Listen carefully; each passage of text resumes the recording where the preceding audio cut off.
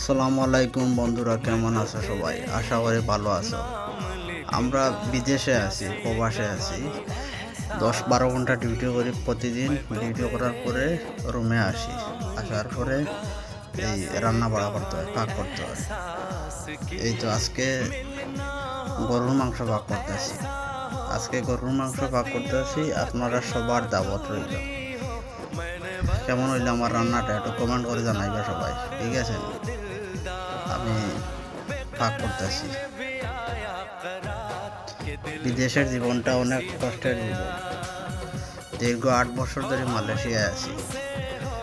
রান্না বাড়া করতে হয় প্রতিদিন।